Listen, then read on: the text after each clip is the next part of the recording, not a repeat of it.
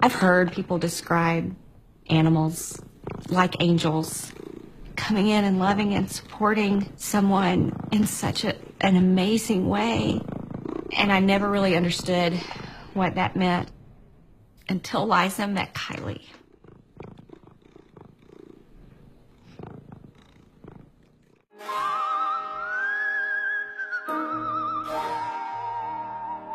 Kylie was the surprise for our family. We weren't expecting our fourth child.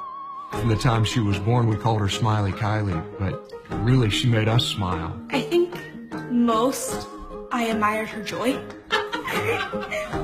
She would do whatever she needed to make someone else happy. And two, and 1, 2. Loved to be on stage. That was her passion, and she was very good at it. She had such a great imagination. She was a peacemaker. She was the glue that held our family together.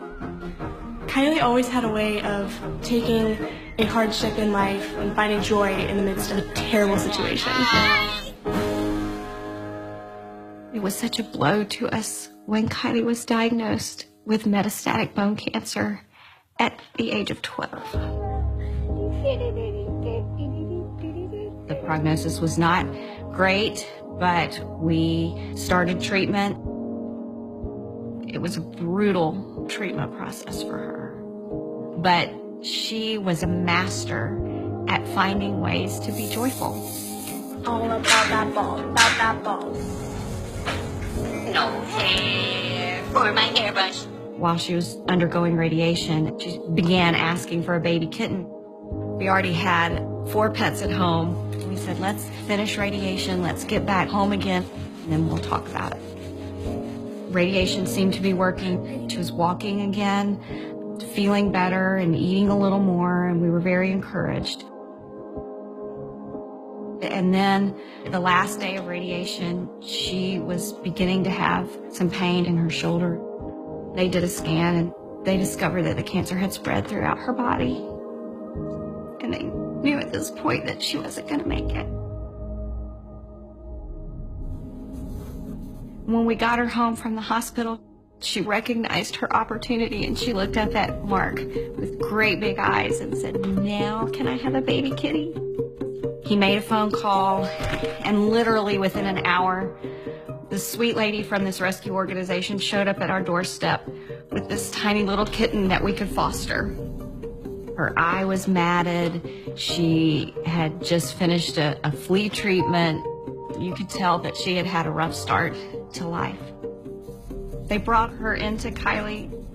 Kylie sat up and gave us one of the last smiles that she ever gave us. And she said, "Her name is Eliza, and you shall call her Liza." Kylie asked for a bottle and fed her some milk out of a bottle. She got tired and she laid down, and Liza curled up in the crook of her arm and just put her paw up over Kylie's shoulder, and they just slept. And for the next 2.5 days, that kitten didn't leave Kylie's side. We would move Liza and take her to the litter box when we were giving Kylie medication, and she played with my other daughters, but immediately she would just jump in the bed with Kylie and curl right back up again, and she just was completely devoted to loving on Kylie. She had this purpose, and it was the most beautiful thing to see. And as the time came and we knew that Kylie wasn't going to be with us much longer, she told Mark she wanted him to find a cure for childhood cancer.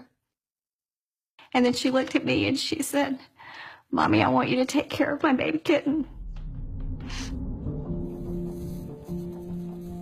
I thought at first that her rescuing was over, that she had been there for Kylie and that was her mission. That was only part of her mission. When we lost Kylie, Liza knew just what we needed. I would start to cry, and Liza from wherever she was in the house would come and just curl up in my lap and just wait out the storm with me. I've never experienced a pet, particularly a cat, that is so in tune to what we need. And taking care of her and loving on her is a way that makes me know that I'm still doing something for Kylie. I don't know how we would have made it through the last year without her being a part of our family. This little kitty has made such a difference in our lives. We're all completely smitten with her. She's this old soul in this tiny little kitten's body. Kylie told me to take care of Liza, but it's also like she whispered to Liza to take care of me.